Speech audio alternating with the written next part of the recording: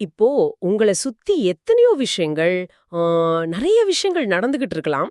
ஆனா, உங்க மைண்ட் எப்போ பார்த்தாலும் ஏதாவது ஒரு சிந்தனையில வெளிலயே ஓடிக்கிட்டு இருக்கான்னு நீங்க என்னைக்காவது கவனிச்சிருக்கீங்களா? ம். கண்டிப்பா பலருக்கும் இந்த அனுபவம் இருக்கும். ஆமா. உங்கள நீங்களே ஒரு நிமிஷம் நிறுத்தி, "நான் யாரு? எனக்குள்ள என்ன இருக்குன்னு" முழுமையா உணர்ந்திருக்கீங்களா? அப்படி ஒரு ஆழமான தேடல் உங்களுக்குள்ள இருந்தா, இந்த ஆழமான உரையாடலுக்கு உங்கள ரொம்ப உற்சாகமா வரவேற்கிறேன். இது ரொம்பவே ஒரு சுவாரஸ்யமான பயணம். உண்மதான். இன்னைக்கு நம்ம பேசப் போற விஷயம் உங்கள நீங்களே முற்றிலும் புதிய கோணத்துல உணர்வதற்கான ஒரு ஆழமான அறிவார்ந்த தேடல். இது விக்ஞான் பைரவ் தந்திர தொடரோட 13வது பகுதி. அதாவது ஆயிரமா வருஷங்களுக்கு முன்னாடி எழுதப்பட்ட ஒரு பண்டைய தந்திர நூல் இது. கரெக்ட். குறிப்பா 1972 இருந்து 73 வரையிலான காலகட்டத்துல மும்பைல ஓஷோ தன்னோட தேடுபவர்கள் முன்னிலையில வழங்கின சொற்பொழிவுகளை தான் நம்ம பகுப்பாய்வு செய்ய போறோம். இதுல ரொம்ப முக்கியமான விஷயம் என்னன்னா, இது வெறும் தத்துவங்களோ இல்ல மூளைய சோர்வடைய செய்யும் கோட்பாடுகளோ கிடையாது. ஆமா, தத்துவங்கள் எல்லாம் ஓரம் கட்டிட்டு நேரடியா அனுபவத்தை பத்தி பேசுறது. நம்ம மனதை தாண்டி தூய்மையான விழிப்புணர்வை நேரடியாக உணர வழிகாட்டும் 102 தியான முறைகளை தான் இந்த தொடர் ஆராயுது. அதனால வாங்க சாட்சியாக நுழைவோம். இந்த சாட்சியாக நுழைதல் அப்படிங்கறதே ஒரு அற்புதமான வார்த்தை.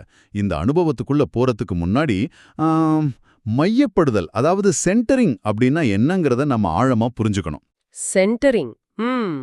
நம்ம அன்றாட வாழ்க்கையில பாத்தீங்கன்னா, நம்ம விழிப்புணர்வு பல திசைகள்ல சிதறி கிடக்கு.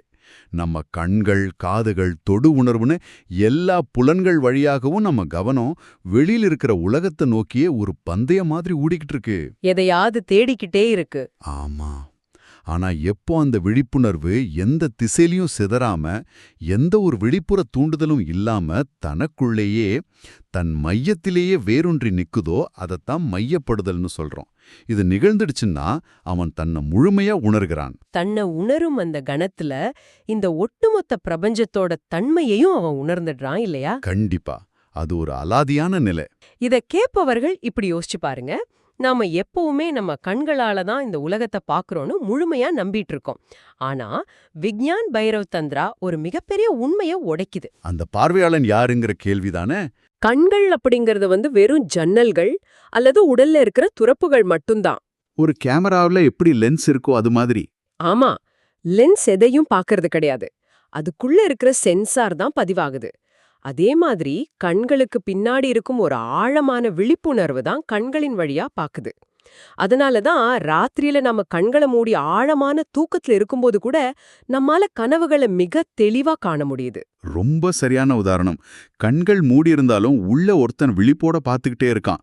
இது நம்ம இருப்பு பற்றிய ஒரு மிக ஆழமான புரிதல். வெளியுலகத்துக்கான கதவு அடைக்கப்பட்டதும் அந்த பார்வையாளன் தனக்குள்ளேயே தங்கிடுறான். ஆனா இங்கதான் நம்ம மைண்ட் ஒரு பெரிய தந்திரம் பண்ணுது.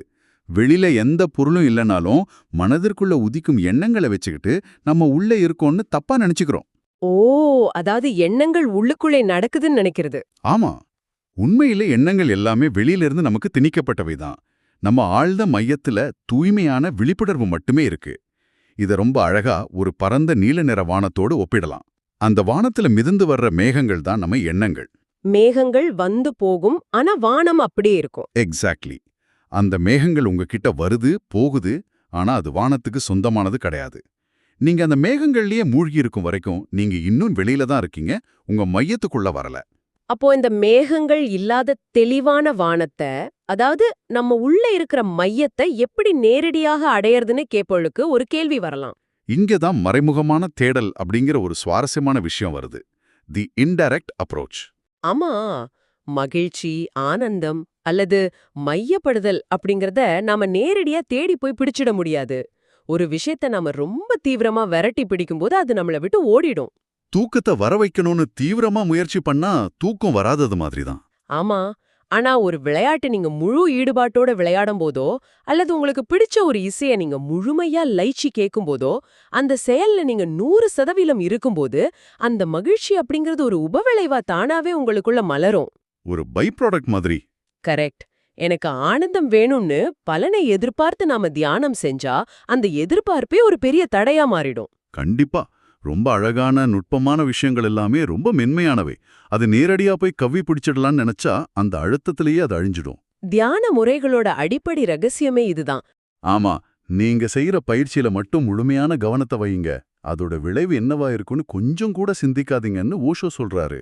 நீங்க உங்கள மறந்து அந்த செயல லயிக்கும்போது விளைவு தானாகவே உங்களை ஒரு நிழல் மாதிரி பின்தொடரும். இந்த ஒரு புரிதலோட நாம 6வது தியான முறைக்குள்ள போகலாம்னு நினைக்கிறேன். போலாம். இந்த முறை ரொம்ப எளிமையான ஆனா ஆழமான ஒரு வரிய சொல்லுது. ஒரு பொருளை அன்புடன் உற்று நோக்குங்கள், வேறொரு பொருளுக்கு மாறாதீர்கள். அந்த பொருளின் நடுவில் ஆனந்தம் மலரும்.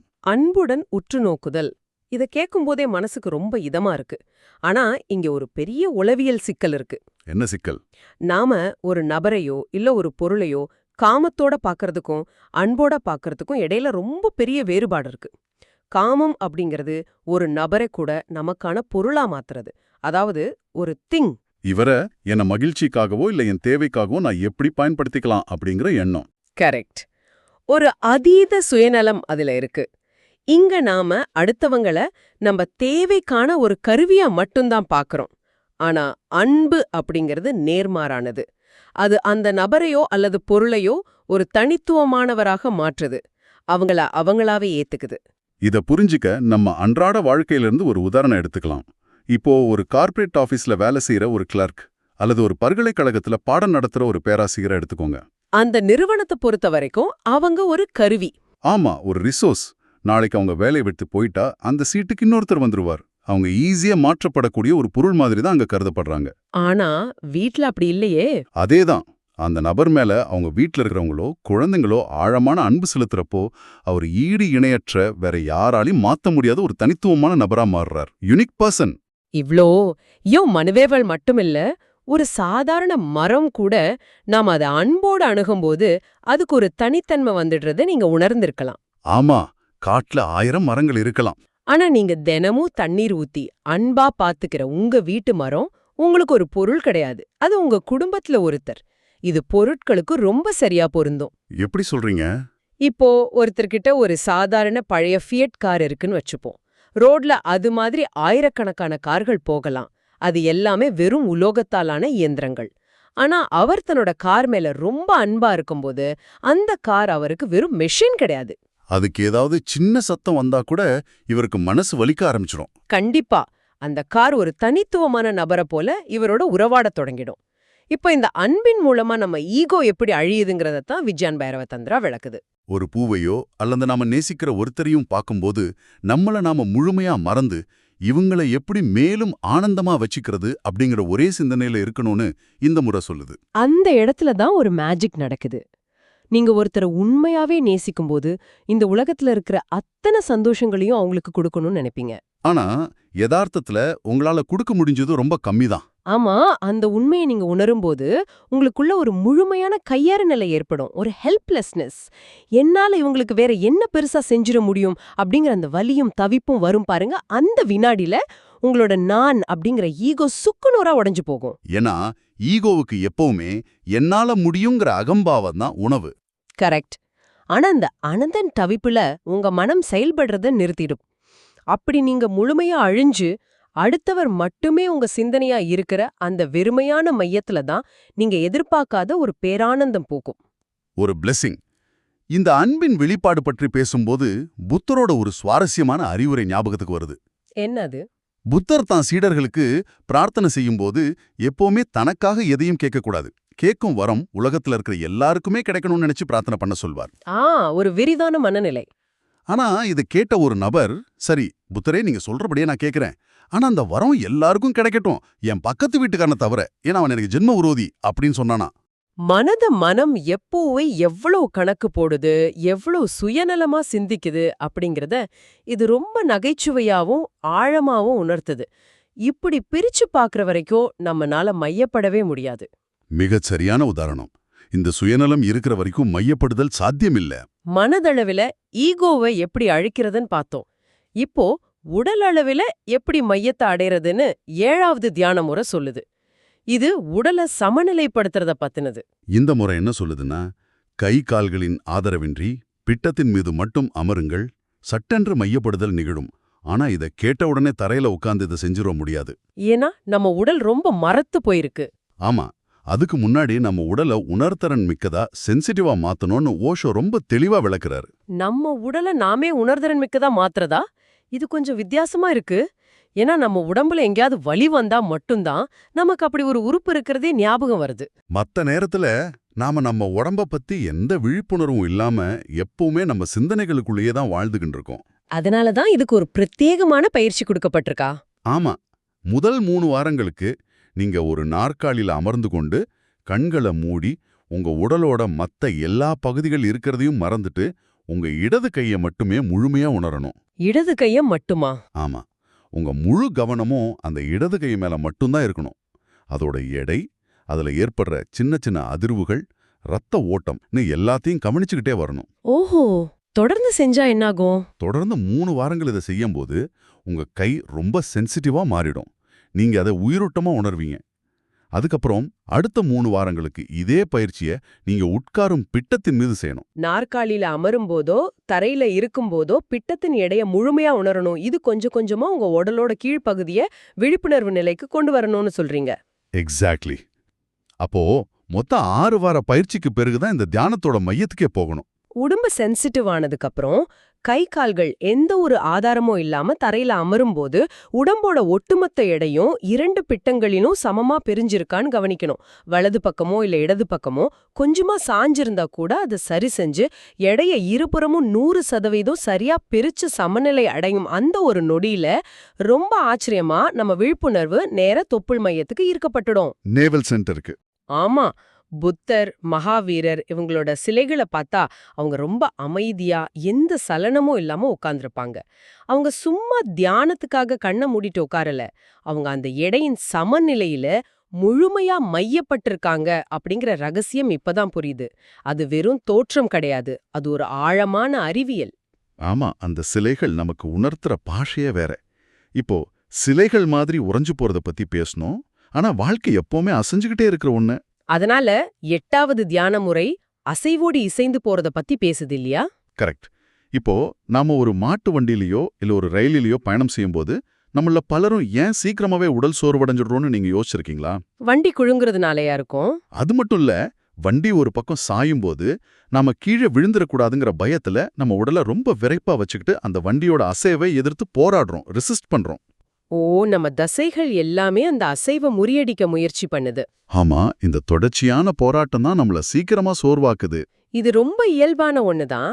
ஆனா இத ரொம்ப வித்தியாசமா குடிக்காரங்க கிட்டயும் சின்ன குழந்தைங்க கிட்டயும் பார்க்கலாம். மாட்டு வண்டியில பயணம் செய்யற ஒரு குடிக்காரன் கொஞ்சம் கூட சோர்வடைய மாட்டான். நீண்ட தூரம் ரயில்ல பயணம் செய்யற குழந்தைங்க எப்பவுமே எனர்ஜியா இருப்பாங்க. ஏன்னா குடிக்காரனுக்கு உடலை விரைப்பாக்கி எதிர்க்க தெரியாது, அவனோட ஈகோ அங்க தூங்கிட்டு இருக்கு. அதே மாதிரி குழந்தைங்களும் அந்த அசைவோட இசைஞ்சு நடனமாடுற மாதிரி ஆடுவாங்க. வண்டி சாயும்போது அவங்களும் வளைவாங்க. அப்போ இதையே ஒரு தியானமா மாத்தலாம். வண்டியில பயணிக்கும்போது நம்ம உடலை தளர்த்தி நாமளும் அந்த அசைவோட ஒட்டி போகும்போது அது ஒரு தியானமா மாறிடுது. கண்டிப்பா. இந்த அசைவின் மூலமா மையத்தை அடையறத 20ஆம் நூற்றாண்டுல வாழ்ந்த மாபெரும் தத்துவ ஞானியான குர்ஜீஃப் ரொம்ப அற்புதமா தன்னோட பயிற்சிகள்ல பயன்படுத்தினார்னு படிச்சிருக்கேன். ஆமா, அவரு நியூயார்க் நகர்ல 100 பேர் கொண்ட ஒரு நடன குழுவை உருவாக்குனாரு. அந்த பயிற்சி எப்படின்னா, அவங்க எல்லாரும் மேடையில ரொம்ப வேகமா சுழன்ற ஆடிக்கிட்டே இருப்பாங்க. வேர்லிங்னு சொல்வாங்க. குர்ஜீஃப் ஒரு ஓரமா உட்கார்ந்திருப்பார். திடீர்னு அவரை நிறுத்து, அதாவது ஸ்டாப் அப்படின்னு ஒரு கட்டளை போட்டதும் அந்த நடன கலைஞர்கள் எந்த நிலையில இருக்காங்களோ, ஒரு கால் தூக்கியிருந்தா தூக்கியபடியே சிலைகள் மாதிரி அப்படியே உறைஞ்சு போகணும். இதுல எந்த காம்ப்ரமைஸும் கிடையாது. ஒரு முறை இது மாதிரி அவங்க மேடையின் விளிம்புக்கு வந்து சுழன்ற ஆழிக்கிட்டு இருந்தாங்க. அடுத்த ஒரு அடி வச்சா மேடையில இருந்து கீழே விழ வேண்டிய அபாயகரமான நிலை. அங்க இருந்த பார்வையாளர்கள் எல்லாரும் படபடப்போட இவர் எப்ப நிறுத்துவி சொல்வார்னு காத்துக்கிட்டு இருந்தாங்க. ஆனா அவர் நிறுத்துன்னு சொல்லவே இல்ல. மாறா அவரு ரொம்ப கூலா திரும்பிக் கொளுத்த ஒரு சிகரெட் எடுத்து வச்சுக்கிட்டாரு. அந்த 100 நடன கலைஞர்களும் வேகமா சுழண்டுகிட்டே மேடையிலிருந்து அப்படியே கல்தரையில சுருண்டு கீழே விழுந்தாங்க. அரங்கம் முழுசும் பெரிய அதிர்ச்சி. ஆமா, எல்லாருக்கும் கை கால் எலும்புகள் உடைஞ்சிருக்கோன்னு பார்வையாளர்கள் அலறினாங்க. ஆனா வியக்கத்தக்க வகையில கீழே விழுந்த ஒருத்தருக்கு கூட சின்ன கீறல் கூட விழல. இது எப்படி சாத்தியம்? ஏன்னா அவங்க சுழன்று ஆடும்போது தங்க உடலை முற்றிலுமா மறந்துட்டாங்க. கீழே விழுந்துருவோம் அப்படிங்கிற பயம் இல்லாததால அவங்க உடல் விறைப்பா ஆகல. ஈர்ப்பு விசைக்கு எந்த எதிர்ப்பும் தெரிவிக்காம இயற்கையா அவங்க சரணடைஞ்சு விழுந்ததுனால அவங்களுக்கு எந்த காயமும் ஏற்படல. இதுதான் அசைவோட முழுமையா சரணடைவதன் சக்தி. ஈகோ இல்லனா அங்க வலியும் இல்ல. இது ரொம்பவே ஆச்சரியமான ஆனா உண்மையான நிகழ்வு. இத நாமளே பயிற்சி செஞ்சு பார்க்கலாம். இதுக்கு எந்த வாகனமோ பெரிய மேடையோ தேவையில்ல. சின்ன குழந்தைங்க மாதிரி உங்க வீட்டு அறையிலேயே நீங்க சுழன்று ஆடலாம். கண்களை மூடிக்கோங்க. உங்க உடல் ரொம்ப வேகமா சுழலும் போது ஒரு கட்டத்துல உங்க கட்டுப்பாட்டை மீறி உடல் தானாகவே கீழே விழட்டும். அதுக்காக பயப்படாதீங்க. உடல் கீழே விழுந்து தரையில நின்ன பிறகும் உங்க மனசுக்குள்ள அந்த சுழற்சி நிக்காது. அது குறுக்கிக்கிட்டே வந்து உங்க உள் மையத்துல கொண்டு போய் நிறுத்தும். குழந்தைங்க இதை இயல்பாவே ரசிப்பாங்க. ஏன்னா அந்த சுழற்சியில அவங்க தங்களை உடலற்றவர்களா ஒரு தூய்மையான ஆற்றலா உணர்றாங்க. குழந்தைங்கள பத்தி பேசும்போது ஓஷோ சொல்ற இன்னொரு நுட்பமான விஷயம் எனக்கு ஞாபகம் வருது. பிறந்த குழந்தைங்க ஆரம்பத்துல 2 கண்களாலையும் ஒரே நேரத்துல ஒரு பொருளை குவிச்சு பார்க்க மாட்டாங்க. ஒரு கண்ணால மட்டும்தான் பார்ப்பாங்க. ஏன்னா அவங்களோட உயிர் சக்தி, அதாவது சோல், உடலோட இன்னும் முழுமையா ஒட்டல. அந்த உயிருக்கும் உடம்புக்கும் நடுவுல ஒரு சின்ன இடைவெளி இருக்கு. அந்த கேப் நாமளும் சுழன்று ஆடும்போது உடலுக்கும் உள்ள இருக்கிற நமக்கும் இடையிலான அந்த இடைவெளிய மீண்டும் உணர்றோம். இந்த இடைவெளிய பத்தி புரிஞ்சுக்கிட்டா நாம 9வது தியான முறைக்கு ரொம்ப சுலபமா போயிடலாம். இந்த முறை உடலை தாண்டிய விழிப்புணர்வை பத்தி பேசுது. உடம்புல ஏற்படுற ஒரு வலிய அல்லது ஊசியால குத்தப்படுற ஒரு உணர்வை எப்படி தியானமா மாத்துறதுன்னு இது விளக்குது. இது ரொம்பவே நுட்பமான சவாலான பயிற்சி. உங்க உடம்புல எங்கேயாவது வலி இருக்குன்னு வச்சுப்போம். பொதுவா நாம என்ன பண்ணுவோம்? வலியிலிருந்து தப்பிக்க பார்ப்போம், இல்லனா மாத்திரை போடுவோம். ஆனா இங்க உங்க ஒட்டுமொத்த கவனத்தையும் அந்த வலிய விட்டு விலகாம அதை உற்று நோக்குவதுல குவிக்க சொல்றாங்க. நீங்க அந்த வலிய ஆழமா கவனிக்க அந்த வலி பரவி இருக்கும் இடம் சுருங்கறத நீங்க கண்கூட உணர்வீங்க. உதாரணத்துக்கு, முழு கால்ல இருந்த வலி வெறும் முழங்காலுக்கு சுருங்கும், அப்புறம் அது ஒரு சின்ன புள்ளியா மாறும். அந்த புள்ளிய தொடர்ந்து நீங்க உற்று நோக்கினா அந்த வலியும் மறைஞ்சு ஒரு பேரானந்தம் உங்களை ஆட்கொள்ளும். அல்லது நீங்களே ஒரு ஊசியை எடுத்து உங்க உடலோட உணர்திறன் மிக்க ஒரு பகுதியில குத்தி பார்க்கலாம். ஊசி உடலுக்குள்ள இறங்கும்போது உங்க கவனமும் அந்த ஊசியோட முனையிலேயே உள்ள நுழையணும். இங்கதான் நாம அந்த பார்வையாளனை உடம்புல இருந்து பிரிக்கிறோம். குத்தப்படுறது உடம்பு தான், நான் கிடையாது அப்படிங்கிற அந்த இடைவெளியை உணர்றது தான் இந்த தியானத்தோட அல்டிமேட் நோக்கம். நான் வலிய அனுபவிப்பவன் இல்ல, வலியை பார்ப்பவன், அதாவது அப்சர்வர் அப்படிங்கிற நிலைக்கு நாம மாறும்போது அது வலியா இல்லாம ஒரு விடுதலையின் ஆனந்தமா மாறுது. இது சொல்லும்போது எனக்கு நம்ம ஊர் கிராமப்புற திருவிழாக்கள் ஞாபகத்துக்கு வருது. அங்க கண்ணங்கள்ல அம்போ அல்லது வேலோ குத்திக்குவாங்க. அவங்களுக்கு ரத்தம் வராது, வலியும் இருக்காது. இதுக்கு காரணம் நம்ம உடம்புல உணர்ச்சியற்ற குருட்டு புள்ளிகள், பிளைண்ட் ஸ்பாட்ஸ் நிறைய இருக்கு. அந்த புள்ளிகளை கண்டுபிடிச்சு குத்துறப்போ வலி தெரியாது. ஆனா அந்த தியானத்தோட இறுதி நோக்கம் அந்த வித்தையை கத்துக்கிறது கிடையாது. நானும் என் உடலும் ஒன்றல்ல அப்படிங்கிற உண்மைய தெளிவா உணர்றதுதான். எப்போ ஒருத்தன் நான் இந்த உடல் கிடையாது அப்படிங்கிற அந்த பரம சத்தியத்தை உணர்ந்துறானோ, அந்த மறுகணமே அவனோட பழைய வாழ்க்கை ஒட்டுமொத்தமா முடிவுக்கு வந்துடுது. அது வரைக்கும் பொருள்களின் மேல இருந்த ஆசை, அடுத்தவங்கள உபயோகப்படுத்திக்கணும்னு நினைச்ச சுயநலம், காமம்னு உடலை சுற்றியே கட்டப்பட்டிருந்த அவனோட ஒட்டுமொத்த உலகமும் சரிஞ்சு விழுந்துடுது. அதுக்கு பதிலா அன்பு, கருணை, தூய்மை என ஆன்மாவை மையமாக கொண்ட ஒரு புதிய வாழ்க்கை அவனுக்குள்ள பிறக்குது. அதுதான் உண்மையான ஒரு சந்நியாசியின் உலகம். சந்நியாசம்னா காட்டுக்கு ஓடுறது கிடையாது, தன்னை உடலா பார்க்காம உயிரா பார்க்கற ஒரு புதிய பரிமாணம். ரொம்ப ஆழமான, அதே சமயம் மனசுக்கு ஒருவித அமைதியை கொடுக்கிற விஷயங்களை இன்னைக்கு பேசியிருக்கோம். இன்னைக்கு நாம விவாதித்த தியான முறைகள் எல்லாமே புற உலகை நோக்கி ஓடிக்கிட்டு இருக்கிற நம்ம கவனத்தை அகத்தின் மையத்துக்கு எப்படி திருப்புவது அப்படிங்கறது ரொம்ப தெளிவா விளக்கியிருக்கு. அன்பின் மூலமா நம்ம ஈகோவை எப்படி அழிக்கிறது, உடலின் சமநிலை மூலமா மையத்தை எப்படி அறியறது, எதிர்ப்பில்லாம அசைவுடன் எப்படி இசைவது, குறிப்பா உடலோட வலிய பார்வையாளனா விலகி நின்னு எப்படி கவனிக்கிறதுன்னு ஒவ்வொன்றும் ஒவ்வொரு விதமான கதவை திறக்குது. இது அத்தனையோட சாராம்சமும் ஒண்ணுதான். உங்களை நீங்களே வெறும் உடலாவோ அல்லது வெறும் எண்ணங்களாவோ குறுக்கிக்காம உங்களுக்குள்ள இருக்கிற அந்த தூய்மையான விழிப்புணர்வை நோக்கி பயணிக்கிறது. அந்த பயணம்தான் முழுமையான சுதந்திரம். கேட்பவரே, உங்களுக்கான ஒரு ஆழமான கேள்வியோடு இந்த உரையாடலை நான் நிறைவு செய்ய விரும்புறேன். உங்களைச் சுற்றி உங்க உணர்ச்சிகளை தூண்டும் பொருட்களின் மேல உங்களுக்கு இருக்கிற ஆசையையும், நீங்க இந்த உடல்தான் அப்படிங்கிற மாயையையும் நீங்க கைவிடும் அந்த ஒரு கணத்துல நீங்க காணப்போகும் அந்த புதிய நான் யார் என்பதை சற்று நிதானமா சிந்தித்து பாருங்கள். இவ்ளோ நேரம் கேட்டதுக்கு ரொம்ப நன்றி. இந்த Tamil voice reads channel monetisation இல்லாம தான் நடக்குது. இந்த ஆடியோ புத்தகம் உங்களுக்கு பயன் தருது என்று நினைத்தால் இந்த முயற்சி தொடர்ந்து போக உங்க ஆதரவும் மிகவும் உதவும். என்னுடைய இந்த முயற்சிக்கு நன்கொடையளிக்க விருப்பம் இருந்தால் டிஸ்கிரிப்ஷன்ல கொடுக்கப்பட்டுள்ள UPI மூலம் வழங்கலாம். உங்களால் முடிந்த அளவு போதும். சிறிய ஆதரவும் பெரிய உதவிதான். இந்த வீடியோ உங்களுக்கு பயனுள்ளதாக இருந்தால் சப்ஸ்கிரைப் பண்ணுங்க. மற்றவர்களுக்கும் பகிர்ந்து கொள்ளுங்கள். இந்த கருத்துக்கள் அவர்களுக்கும் தேவையாக இருக்கலாம். லைக் பண்ணுங்க, உங்க கருத்துக்களை கமெண்ட்ல பகிருங்கள். மனப்பூர்வமான நன்றி.